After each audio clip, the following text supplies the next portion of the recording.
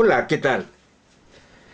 En esta ocasión revisaremos una función en dos variables y nos indican que determinemos su dominio y contradominio. La función viene dada como 2x menos y. Aquí podemos darnos cuenta que la función presenta dos variables independientes. Por lo tanto, podemos ya indicar que el dominio de mi función debe ser un subconjunto del espacio R2. Por otro lado, al evaluar nuestra función en las variables x y y, seguramente nos va a dar como resultado un número real. Por lo tanto, el contradominio se debe localizar en el espacio R1. Bueno, habiendo iniciado este análisis, podemos dar valores a nuestras variables x y establecer un par ordenado.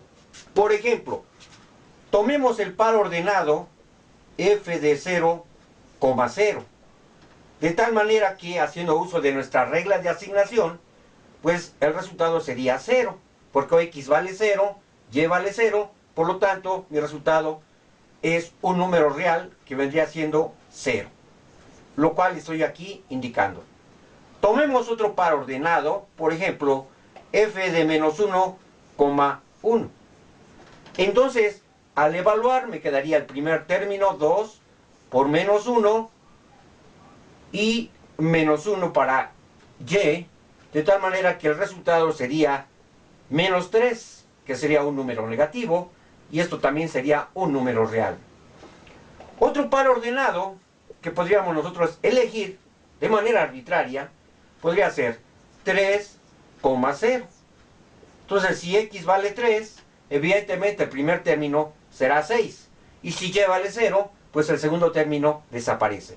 Así que entonces mi resultado sería el número 6, que es un número real.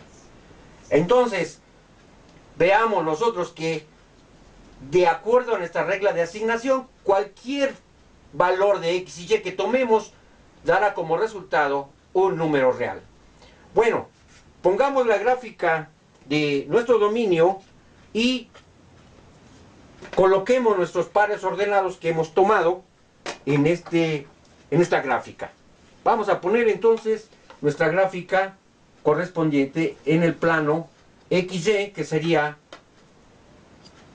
el respectivo para el dominio. Y aquí pondríamos espacio R2.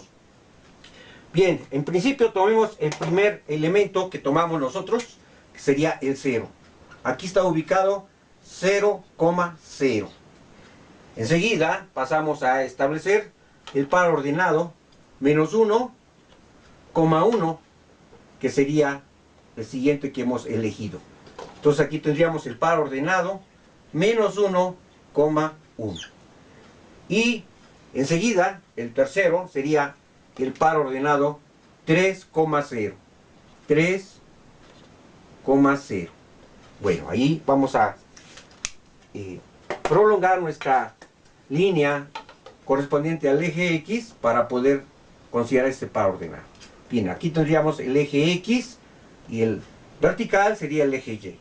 Bueno, pues entonces coloquemos ahí el par correspondiente, que sería 3, 0. 3, 0. Bien, entonces seguramente cualquier par ordenado que yo tome de aquí del espacio R2 me va a arrojar como resultado un número real al usar mi regla de asignación, que es la que me están proporcionando. Así es que entonces nuestra gráfica del dominio de la función, ¿verdad?, sería todo R2 y lo marcamos sombreándolo de la manera siguiente. Todo el espacio R2 será dominio de la función. Ahí está indicado, estamos sombreando absolutamente todo, todo. Así, ¿no?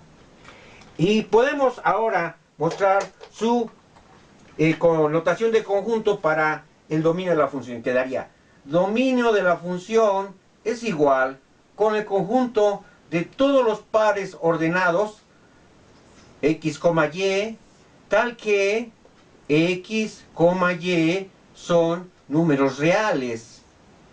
Cierro mi notación de conjunto y esto entonces debe ser todo R2. Esto sería mi notación de conjunto para el dominio de la función. Ahora pongamos el contradominio correspondiente.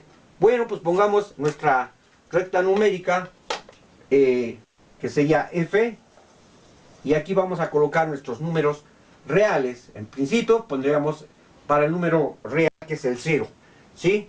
Y entonces ahí vamos a localizar nosotros en nuestra recta numérica F las imágenes correspondientes. Entonces para el par ordenado 0,0, ¿verdad?, que sería este, su imagen respectiva sería el número 0. Ahora, para el par ordenado menos 1,1, entonces nosotros quedaría aquí 1, aquí vamos a poner menos 3, y este sería su imagen para el par ordenado menos 1,1, que sería menos 3. Y para el par ordenado 3,0, pondremos aquí puntitos para indicar que queda hasta acá arribita, que aquí vamos a colocar la imagen 6. Y aquí pondríamos entonces su correspondencia respectiva, 3,0 con el número real 6. De tal forma que este sería para nosotros el contradominio. Entonces, dominio, y esto sería el contradominio. En notación de conjunto, el contradominio lo podemos indicar de la manera siguiente. Así. Contradominio será igual con el conjunto de todos los valores de f, de x, y, tal que f es un número real. Y esto sería entonces su gráfica, lo cual, para indicar que es todo f, también lo sombreamos, pero nada más sobre el eje. Lo indicamos sobre el eje, porque nada más es un espacio de una dimensión.